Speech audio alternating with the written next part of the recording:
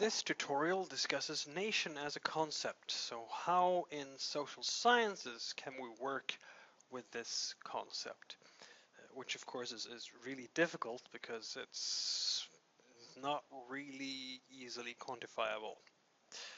I'll start this with a brief survey of how the term has been used in history, and then I'll go over to how it's been discussed in the scholarship, including different ideas of where nation comes from, how nation differs from ethnicity, and this other concept that's really close to nation in terms of how we think about it, and discussing also nation and groups. And then I'll finish off with a discussion about how all the questions that come from these discussions can relate to a concrete case, namely the European Union and citizenship. So, a nation as a concept. Historically, nation has not been used in the same way as we use it today. If we look at historical uses, for instance, I have 3 examples here. In China, descendants of Huangdi was a terminology to use to refer to the Chinese, what we today would think about as the Chinese nation. Think with your blood is another statement tapping into the same idea, a community based on blood relations, kind of like clan, but even more extended. Descendants, that's also an idea of an extended family, if you will. In the 19th century, it was fairly common to speak about nation as synonymous to race in a way that we today would think of as rather archaic. The Italian race, the French race, the German race, the British race. This type of terminology and usage, both in political language and elsewhere, sounds very strange to our ears today. And it taps into the notion that the nation is built on something biological. And in that sense, it's also tapping into the same blood relations as these 2 others. And all these 3 have that in common, this idea of primordial genetic biological descent.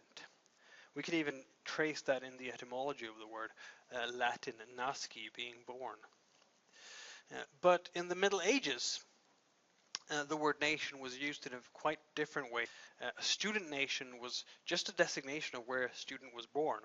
If you went to the Paris University of Sorbonne in Paris, then you would live with a student nation designated based on your place of birth. It was also used to refer to a country's aristocratic class. If we talked about the French nation in the Middle Ages, the idea there was referring to the aristocracy of France, which was the body of people that the king would interact with. So it didn't encompass other classes in society. But the word nation was stretched out and expanded to encompass these other groups later on. I've set 17th century here as a time of that expansion, but we can really talk about this expansion of the concept to embrace all the groups and become the modern concept of nation. Certainly an important waypoint in that is the French Revolution, where there was much reflection about sovereignty. If sovereignty does not rest with the king, where is sovereignty? And the answer was nation. So now suddenly the word means a country's inhabitants, regardless of ethnicity really, the people, the citizenry. So if you're part of the French nation, the way it was discussed during the French Revolution, it was really a way of emancipating the people and bring about an end to arbitrary monarchy. Even so, the essence of nation remains intangible. It's a sense, it's a feeling, it's some kind of intuition on some level. And to differentiate the nation from other forms of community, things that are not nation, but also social, family, clan, tribe, profession, commonality based on territorial markers, this is a real struggle for us as researchers. we can talk about two primary ideas about where nation comes from: primordialism and social constructionism. In primordialism, it's seen as a common bond at the core of our identity that has been there since the beginning of time, even before we became aware of it. So even before we started calling it nation, this bond to which we now refer to as nation was there.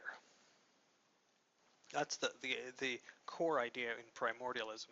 So this essence of the people sharing this bond, that has always existed, says the primordialist. The social constructionist, on the other hand, argues that identity is a result of a project that's very political in nature, and where key actors actively pursue the construction and building of the identity through policy means, often symbolic such. And by that I mean the flag, the national anthem, other symbols around in society, including, for instance, the currency that will have be stamped with pictures that symbolizes icons for the nation, really.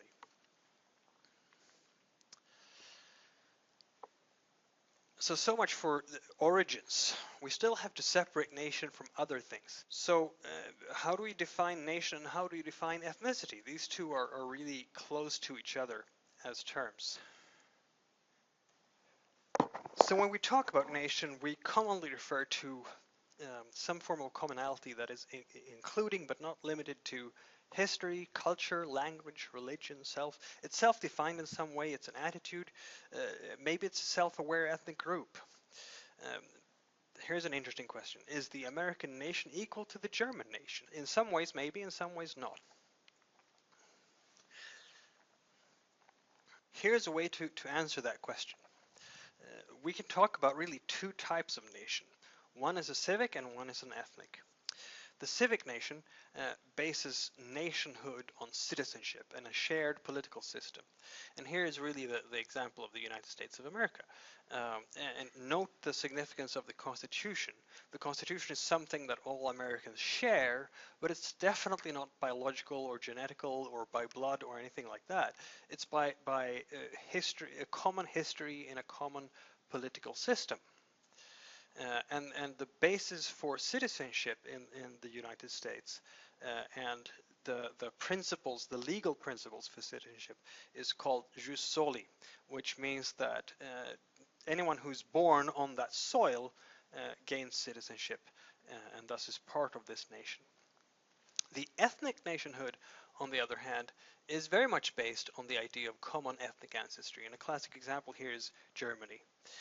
And the base, this idea of nationhood forms the base for the jus sanguinis, the principle of awarding citizenship based on ancestry traced through parents. So anyone who can, and this has traditionally been the case in Germany, though it's changed in later years, anyone who can invoke and show a German ancestry will be awarded German citizenship regardless of where they live in the world.